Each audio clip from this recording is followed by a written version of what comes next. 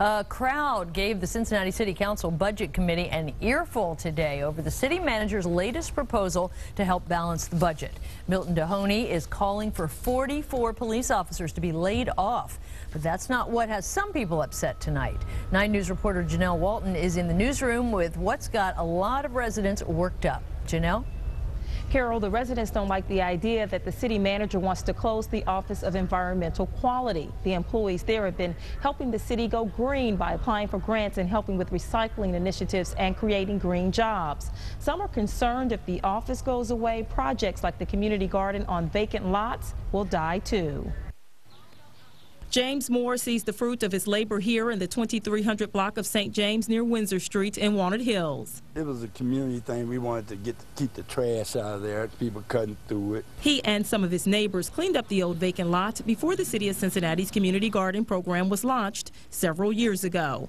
Moore says he's enjoyed what volunteers have done to brighten the area. I think this is a great idea because you got a lot of older folks like myself, and they don't mind participating in that. You know what I mean? And then actually you have a lot of outside people don't even live in the community.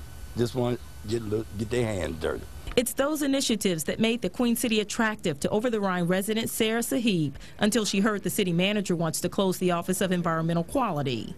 It's becoming harder and harder to get anything done, and I decided as a result of an example of this and many other things that I'm actually going to leave Cincinnati, and young people are not going to continue to come back into this city. The executive director of the Civic Garden Center, Vicki Ciotti, says the Environmental Office has applied for grants to support programs like community gardens. You'll see those gardens just simply go away. Maybe there's a spot in your neighborhood that really, after years of neglect, has been taken care of, and you drive past it and think, what's going on there?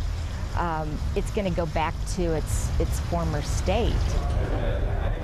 Ciotti believes it will be difficult to continue to cultivate green programs without the Environmental Office. Now, these budget hearings, like the one that took place today, will continue through the end of the month at several recreation centers. Carol.